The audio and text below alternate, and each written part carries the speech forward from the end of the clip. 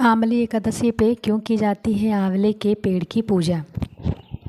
हिंदू धर्म में एकादशी का व्रत बहुत महत्व माना जाता है। हिंदू पंचांग के अनुसार एक साल में कुल 24 एकादशी पड़ती है।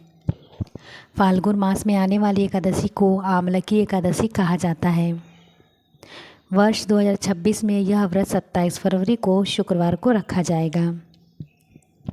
इस दिन भगवान विष्णु की पूजा के साथ साथ आंवले के पेड़ की भी पूजा की जाती है। माना जाता है कि आंवले के वृक्ष का पूजन करने से विशेष पुण्य की प्राप्ति होती है। आइए जानते हैं इसके पीछे की मान्यता और पौराणिक कथा। आंवले के पेड़ की उत्पत्ति की कथा। धार्मिक मान्यताओं के अनुसार आंवले के पेड़ की उत्पत्ति सृष्टि के आरंभ से जुड़ी है। कहा जाता है कि जब चारों ओर जल की जल था और नई सृष्टि की रचना होती थी, तब ब्रह्मा जी ने भगवान विष्णु की तपस्या की। उनकी कठोर तपस्या से भगवान विष्णु प्रसन्न होकर प्रकट हुए। भगवान के दर्शन पाके ब्रह्मा जी अत्यंत भावुक हो गए और उनकी आंखों से खुशी के आंसू बह निकले। मान्यता है कि उन्हीं आंसुओं के आंवले के वृक्ष का जन्म हुआ। इसी कारण आंवले के पेड़ को धरती का पहला वृक्ष माना जाता है और इसे आदि वृक्ष भी कहा जाता है।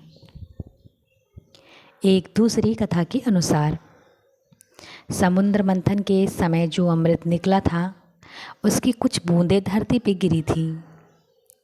जहाँ जहाँ अमृत की बूंदें गिरी, वहाँ आंवले के पेड़ उग गए। इसके औषधि गुणों के कारण भी इसे अमृत फल कहा जाता है। आंवलकी एकादशी पे क्यों की जाती है पूजा। मान्यता है कि आंवले एकादशी के दिन ही आंवले के पेड़ का प्राकट्य हुआ था। इसी दिन आंवले के वृक्ष में भगवान विष्णु का वास माना जाता है। इसलिए भक्त इस दिन पेड़ की पूजा करते हैं और आंवले का फल भगवान को अर्पित करते हैं। कहा जाता है कि भगवान विष्णु ने ब्रह्मा जी को वरदान दिया कि आंवला उन्हें अत्यंत प्रिय होगा।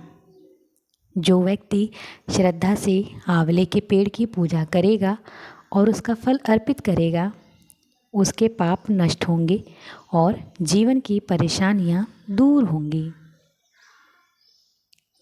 इसी तरह आंवलकी एकादशी का व्रत आस्था और श्रद्धा, प्रकृति के प्रति सम्मान का प्रतीक है।